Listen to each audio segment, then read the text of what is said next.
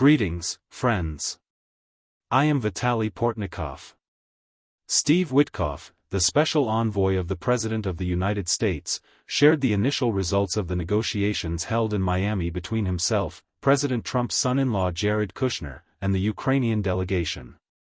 Regarding the discussions Witkoff and Kushner held with Kirill Dmitriev, the special representative of the President of Russia who also visited the U.S. recently, Witkoff has remained silent for now. Currently, information only pertains to the separate rounds of talks with the Ukrainian delegation and a joint meeting involving the Americans, Ukrainians, and national security advisors of European leaders. The four main documents. As Witkoff emphasized, four primary documents were discussed. A 20-point plan. This plan emerged after adjustments were made to an initial White House plan during talks with Ukrainian and European delegations. Many observers perceived that initial draft as having been authored by Kirill Dmitriev and Yuri Ushakov, an aide to the Russian president. Multilateral security guarantees, these would be provided to Ukraine by Western countries. Specific U.S. security guarantees, individual guarantees from the United States for Ukraine. Economic development plan, a reconstruction plan for Ukraine, contingent upon the potential end of the Russo-Ukrainian War. The reality of peace. Witkoff described the discussions as constructive, aimed at securing not just a ceasefire but a stable peace. While these goals are noble, Portnikov questions how close these talks, conducted between U.S. representatives, Ukraine, and Europe, actually bring us to a real peace.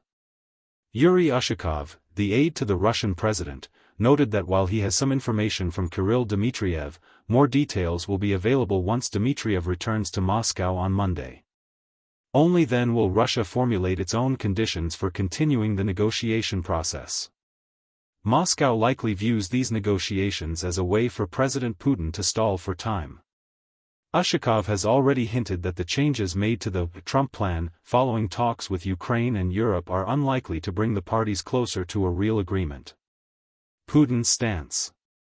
Putin's view of a real agreement remains unchanged since his 2024 speech at the Russian Foreign Ministry, essentially, the capitulation of Ukraine. Furthermore, Putin is adding threats toward Europe, preparing for a hybrid war as a major event for 2026. Portnikov argues that Witkoff's statements seem to imply that peace depends on agreements between Americans and Ukrainians, rather than between Ukrainians and Russians. He suggests that real peace negotiations are currently impossible because the Russian side refuses to accept any realistic approaches that could lead to a ceasefire in the near future. The timeline and personnel. While Donald Trump reportedly wanted an agreement by Christmas, the gap between the parties is so wide that a result might not be seen until Christmas 2026. Portnikov suggests Putin is interested in dragging out the process for as long as it takes to destroy Ukraine. A notable absence in these negotiations is U.S. Secretary of State Marco Rubio.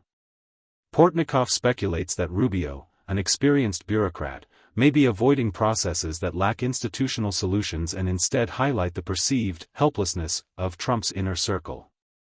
Rubio might be waiting for Witkoff to either reach a concrete result or fail completely, at which point the matter might shift from amateurs to professional diplomats who understand the language of power required when dealing with Putin.